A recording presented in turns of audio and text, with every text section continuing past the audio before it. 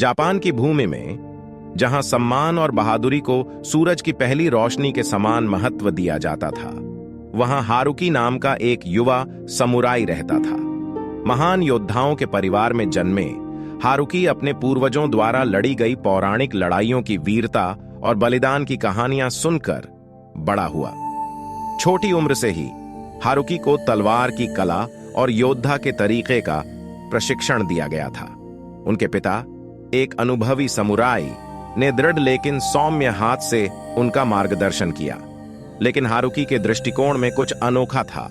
उन्होंने सिर्फ तलवार चलाने का ही प्रशिक्षण नहीं लिया, उन्होंने चेरी ब्लॉसम के सार को अपनाने के लिए प्रशिक्षण लिया, जिसे सकुरा के नाम से जाना जाता है।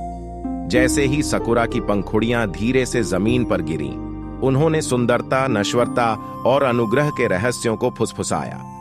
हारुकी इस प्राकृतिक आश्चर्य से मंत्रमुग्ध हो गया। उन्होंने महसूस किया कि एक सच्चे समुराई को सकुरा की भावना को प्रतिबिंबित करना चाहिए। प्रतिकूल परिस्थितियों का सामना करने में निडर होना, हर पल को अनुग्रह के साथ गले लगाना और यह जानना कि जीवन चेरी ब्लॉसम के खिलने की तरह क्षणभंगुर है। हारुकी की पहली सच्ची परीक्षा तब हुई जब एक पड़ोसी प्रांत ने उसकी मातृभूमि पर युद्ध छेड़ने की धमकी दी। अपनी युवावस्था के बावजूद हारुकी को शांति वार्ता के लिए समुराई के एक छोटे समूह का नेतृत्व करने के लिए चुना गया था।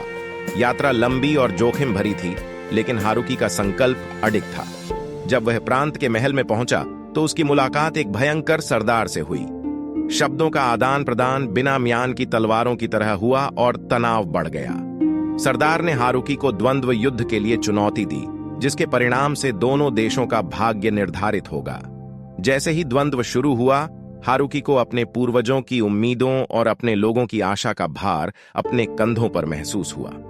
उनका प्रतिद्वंद्वी कुशल और अनुभवी था, लेकिन हारुकी का दिल सकुरा की फुसफुसाहट की लय में धड़क रहा था। अपनी तलवार के प्रत्येक झटके के साथ वह हवा में पकड़ी गई पंखुड़ियों की तरह नाचता था, चपल, अलौकिक और निडर। युद्ध जारी रहा और जैसे ही सूरज क्षितिज के नीचे डूबा, युद्ध के मैदान पर एक गर्म चमक डाली। हारुकी के ब्लेड को अपना निशान मिल गया। सरदार पराजित होकर घुटनों के बल गिर पड़ा। अंतिम झटका देने के बजाय हारुकी ने अपना हाथ बढ़ाया, जिससे उसके प्रतिद्वंद्वी को उठने में मदद मिली। तुम्हारे पास एक सच्चे समुराई का दिल है, सरदार ने स्वीकार किया। उसकी आवाज सम्मान से भरी हुई थी। मैं आत्मसमर्पण करता हूं, क्योंकि मैं देखता हूं कि सकुरा की आत्मा तुम्हारे भीतर रहती है। सरदार की शांति की प्रतिज्ञा के साथ हारुकी एक नायक के रूप में अपनी मातृभूमि लौट आया। लेकिन उसने साकुरा से जो सबक सीखा था, उसे वह कभी नहीं भूला। उन्हें अटूट साहस, अनुग्रह और ज्ञान के प्रतीक सकुरा समुराई के रूप में जाना जाने लगा।